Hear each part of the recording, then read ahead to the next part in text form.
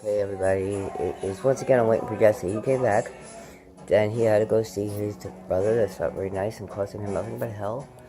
And he's not coming back yet. Yeah, I think the brother left Jesse's papa alone, and he can't be left alone. He's elderly, and Jesse's trying to be his PCA.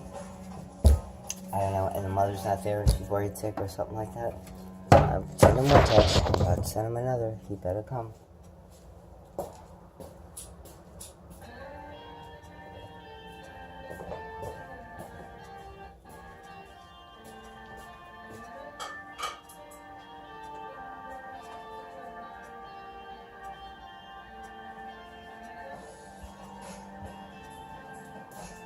Alright, so tonight, I did not share with you the ravioli video because I looked horrendous. Now, I know I don't look fantastic, but, and I have all the owies in the world in my head, and I can stick a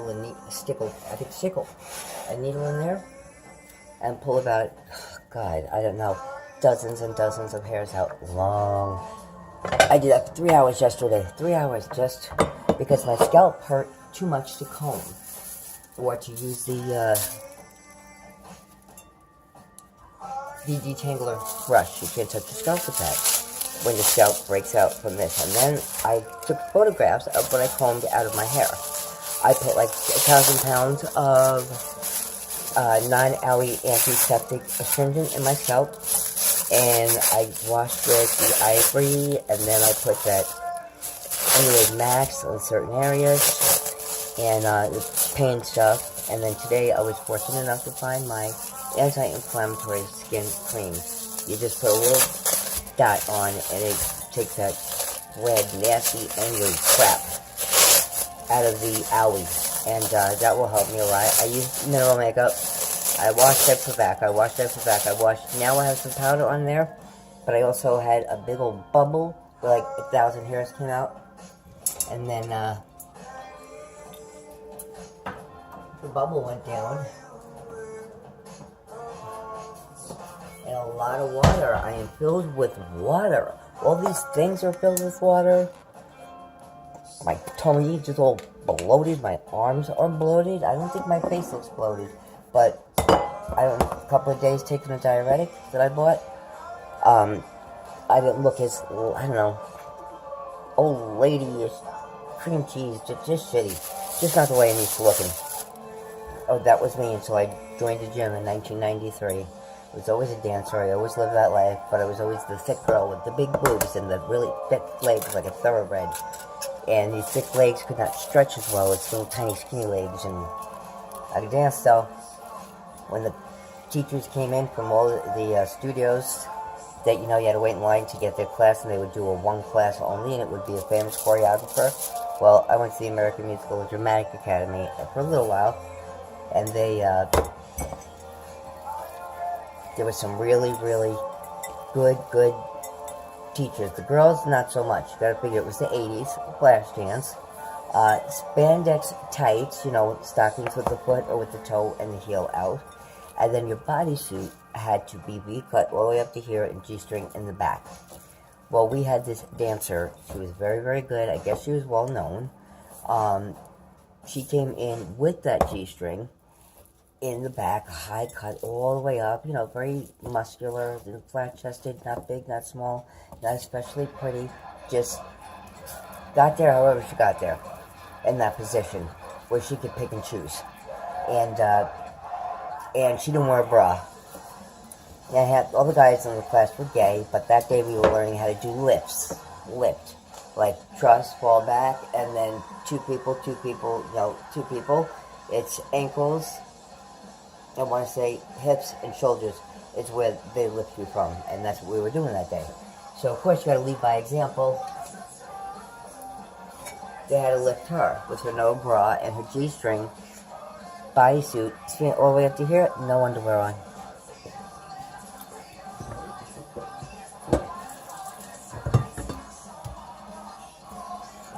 It's not a strip club. It is jazz. It is Broadway. It is, you know, you want to do windmills and some lyrical step over, and all you need is for that little G-string bodysuit to get hooked on one thing. And maybe she wants that to happen. Maybe she's voyeuristic.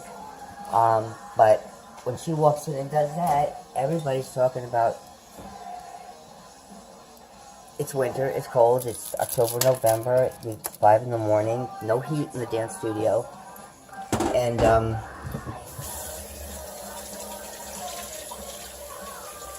no heat.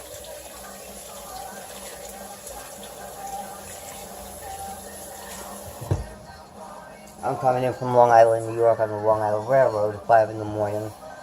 35, I gotta walk, I go to Penn, and I take a 123 or ABC uptown to like by the Beacon Theater, Express if I can get lucky. And then you go to the dance studio direct. You've got tights on, you've got leggings on top of that, you've got really heavy sweatpants, you got your leg warmers, your socks, your capricios, your bodysuit, your sweatshirt, your hair is up and wrapped, your head is covered because it's freezing in there, and muscles, in order to work properly, need to be warmed up properly. Now, as a dancer, I will tell you the best warm-up, the best stretch, the best you're ever going to be is like after an 8-hour shift. Do all your stretching, you know you're flexible, you know you're strong. Do your 8 hours, fill in for other people, work every set, whether somebody's there or not. When you are done, massage, ice, whatever you got, ice, hot tub, and then start stretching. You will be so amazed at what your body could do. With a toe point, I got thick thighs. I wasn't pulling my leg over my head or doing a toe point. I got thoroughbred legs. They would look at me and think, you know, you got a bodybuilder's frame. So, I didn't want that. I wanted a skinny mini dancer frame. So, the grass is always greener. And because of my breasts, I've always had problems. And there was no other girls like me. They would look like boys, or they, you know, certainly didn't have breasts. They had a spoon in their mouth. They played every instrument. They knew how to read music. I forgot. And they did every class. The music, the writing, the instruments, where I was expected to do what they do, but no, they were on a much higher level, I'm sure, these girls. I loved the girls at the academy, I really did. Oh my god, there was one that looked like Nanny McPhee. She wore black all the time, just black, she was an au pair. Turtleneck, grandma shoes, a black wool skirt, and thick one leg hair down to here, thick, gorgeous, no makeup. So proper. Yes, my name is Leslie. Hands crossed. She teaches children. Yes. And then comes like one day we gotta learn to stand on our ear, and we gotta do these lifts. And I remember Richard and two other guys were gay, and they were fighting over who got the buttocks of the guy that he wanted to be his boyfriend.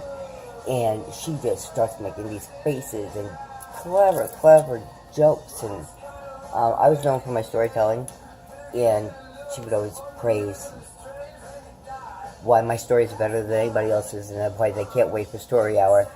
And she was just as funny. And, you know, rich girl snob, you see, and then too real, too down to earth. So I loved her. She stayed though, she was smart. Carol was from Ireland. Sky blue eyes, like the sea. Sky blue with flecks of yellow or white. They were like ice. Black hair, milky white skin, perfect body. Sexy. She'd always kiss her hello and goodbye on the lips, and that was, you know, nice. Then there was Patty from upstate New York, who was madly in love with that homosexual male, Richard, at the time. Flaming. Him and his boyfriends used to have fights, and when it would be time for dance class, boyfriend couldn't find his tights and his plastic, like tablecloth pants, and the other boyfriend would have them all hidden in the freezer. You know how cold that dance room was? It's like 60 degrees, 50 degrees in the winter, no shoes. And his pants were in the freezer. So Patty starts crying. She was from Schenectady. Why I love him, and why doesn't, I think he's going to go out with me. She's like, we go to lunch, we talk, and I've stayed over his house one night. I think we're getting closer, I think. I don't know if I told her, because I can't take that. I can't guess her to depth. When she's a little heartbroken. I mean, she could be in denial after she knows the truth. But I'm not gonna lie, I'm not gonna go out of my way to hurt her, but I was the only girl she talked to. And, I think she might have asked me, do you think that he's gay? And I said, absolutely yes. And then he went out of his way to be sort of gay. Bless his soul. I guess just to get Patty to get the message.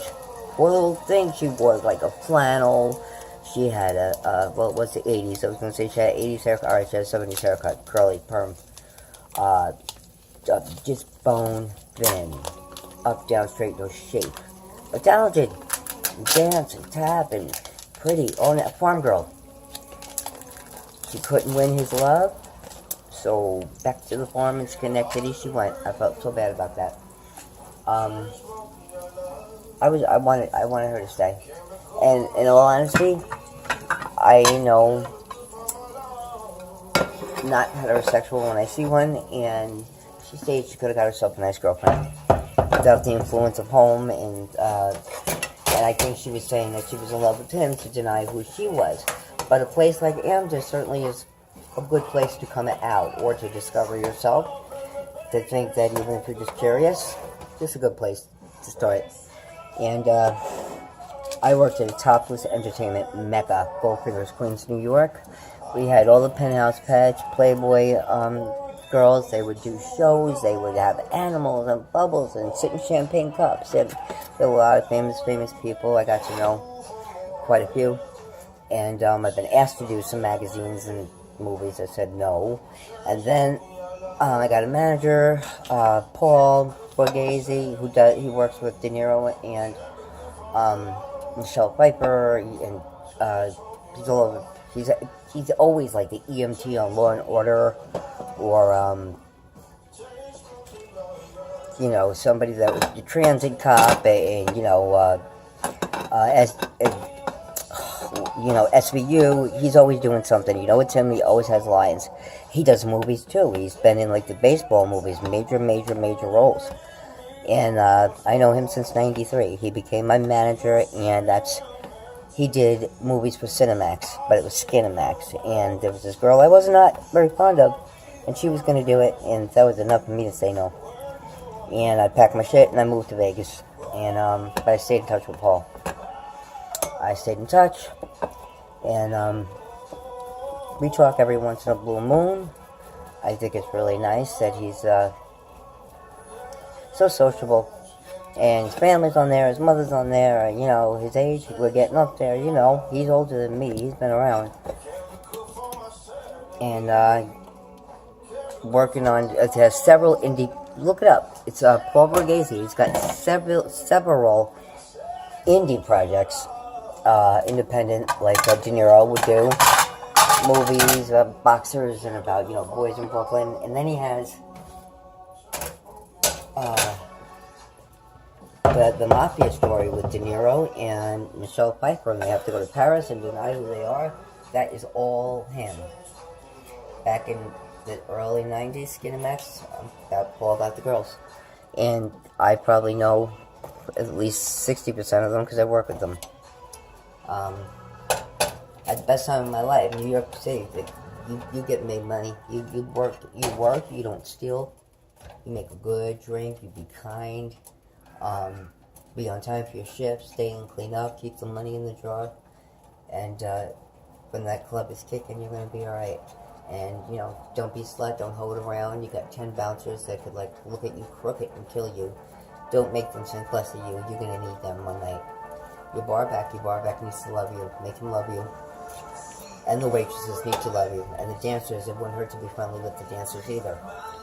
And I go to these clubs, and everybody's nasty with everybody, and everybody's trying to compete, and I thought, whoa,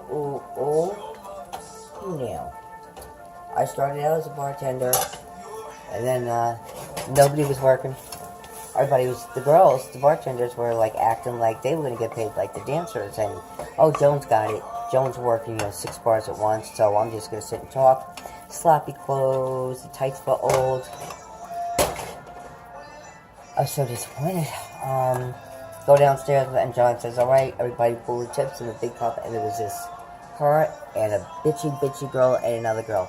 One girl made like 25, another one made like 50. I made 400 and something. I pulled John aside. I said, do you think you watched me work and you know what bar I'm going to be at tomorrow, the main one, VIP, on a Friday and Saturday? And if you want to put me in the slowest bar on a Monday, I'll make more money than any girl in here. I am not sharing what I killed myself for. I ripped my tights, I banged my knees, my boobs, the glasses used to be lined up. I'd bend over, they'd all be broken because my boobs would break them. I used to wear the bustiers, so I used to have to go in there like this and go, not break the beer. And John, my boss, used to sit right there so he could watch. He is from a past life that one of the owners of Goldfingers and Queens at the time, John Sharpie. He is a past life major figure in my life, I guess, and I knew it the minute I saw him. It's like time stood still. That face. He's James Cagney and Bruce Willis. He's smooth, slick, just dimples and black almond eyes. Nobody dressed wear suits like he does. He wasn't even tall, but man, he could wear a suit. The right jewelry, right cologne, and you know what? He shut up. He just sat, he did his job, had his drinks. Or Steve Pallett, God love him, was a kamikaze pilot, I think, or Russia, something to that effect. And had big crazy hair, and he owned pilots before that. And he spoke tall, big guy. And he had a lisp and an accent. And he went off one day on this girl, bartender, and said, there were like 3 people at the bar. Big glass ashtray, big, heavy glass. You could kill someone with it. Screams and throws the ashtray. Why are there 2 cigarettes? There are nobody in the bar. There's nothing. What is wrong with you? Dude, I don't even know if you should have a job here that you can't see that there are 2 cigarettes in the ashtray. I mean, in front of everybody. In 4 years or whatever it was, not once did he do that to me. If he had something to say to me, I don't know why. I didn't know him from before. He'd pull me over, take me aside. One night in front of the entire club, because it was a topless entertainment, you know, Mecca, not all girls were nice. And, it was New Year's, and I went out of my way to rock it. I red sequin mini dress, backless, black tights, seams up the back of the legs, slingback shoes, ruby, and, fake diamonds, whatever that is, cubic zirconia, drop earrings, 1 little dangle bracelet, 1 ring, and I was size 5, gold hair, and my makeup. Well, I was a makeup artist for a long time, and I was younger and I had teeth. And I modeled this particular outfit that I put together for the local newspaper with the store that I bought it from. Asked me to model their clothes, and I did. And I walk into the club, and I walk around, and after Steve loses his mind on this girl, and I'm thinking, oh my God, New Year's Eve, this is going to be something else. But the music got quiet for a second, and he turns around and he goes, now that's how you're supposed to look. I get prepared for a holiday. That is a woman. That is perfect. Everybody, I want you to look at her. That's class. That's how you're supposed to do it right. It's something. Just look at me. And he held my hand and he kissed me. Darling, you are so beautiful. You look so beautiful. It's just perfect. And he was just always nice to me. We moved to Las Vegas. I moved to Illinois. We talked. Had a heart attack. He's alive. But he said, and he's a musician. I didn't know he was a musician. He's got kids there. He's a big piano player, albums. He's a big deal. Steve Howard. Now he lives in Las Vegas. He said his whole world changed, though. He said your life will never be the same after you have a heart attack. And he said he couldn't get that thing back, whatever it was, the light. He couldn't get his light, that spark back. And he said he'll never have it again for the rest of his life. And my thinking was, dear God, I'm so sorry you suffered, but, you know, would you rather have been dead? And I'm too far away to help him. John Sharpie disappeared. And then for about a week or 2 on Facebook, I see this Christian group. You know, join this Christian community, and I guess the preacher or the reverend was John Sharpie. It was his church, his people. He made love with a lot of girls, made several a night. He had a wife, he had girlfriends, he was You're typical. He didn't know the meaning of baseball. He had a son. You just typical what you see in a movie. And I guess maybe he even got tired of that. And then ran this, unless that was all a scam. And I said, hi, we talked, like, how are you? Nice to see you here. And then the site was taken down. I never heard from him again, and I can't find him. He was one love of my life that,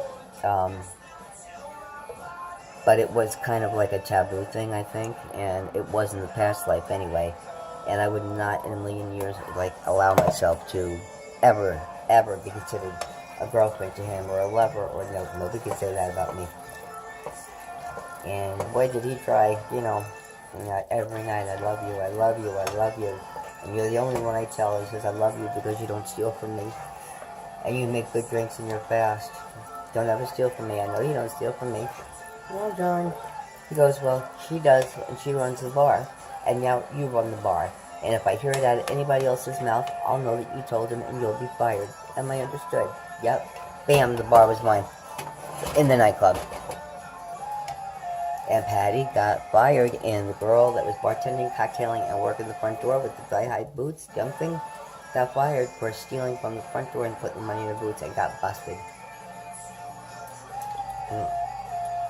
Because the guys, the bouncers, are at the door with the clicker. And they're counting who's coming in and paying, and then they won't count who's free, yada yada. Then the clicker number, you add up how much, $5 per 1,000 heads. And then you gotta match it with the draw. The girl doesn't know what the clicker said. Oh, yes, she did. She had her own clicker. I don't know if that was allowed. So the bouncers clicked, she clicked. She knew what she had. Then those two numbers don't match up. And you gotta figure the bouncer is, he'll take a gunshot if somebody whips it out and he's got the rough job. She's just gonna go run and hide. So she lost her job. I was heartbroken. You know when you really, really like somebody? You're adorable, you're fun to work with. I was shocked at how many people were just there for the week and then gone. It was skeleton crew. Gone. And, I was working 7 nights a week, from 3, 4 in the afternoon to 5 in the morning. Plus I was a professional wrestler. Sloppy Joe's almost done as I'm yapping away. And then, the place was crazy. It blew up. And I was made manager, which means I was hiring the bartenders. I was doing the schedule. I got to work any bar that I want, VIP, but it wasn't fair. I mostly kept the punch, but I would rotate, and I had my own customers, so I'd make money anywhere, but you always looking for that new customer to add to the list.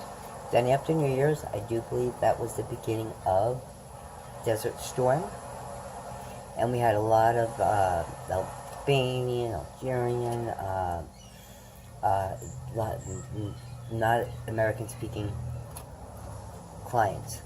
Young, middle-aged, we had kids, Spanish, we had all drug dealers, we had movie stars. And the night of the war, I remember the club just having blue lights all night. And it was not packed like it was supposed to be for New Year's Eve, because everybody got drafted. And then after that, started making $50 a night. Unless your regulars came in on the regular, let's say during the happy hour with the beer.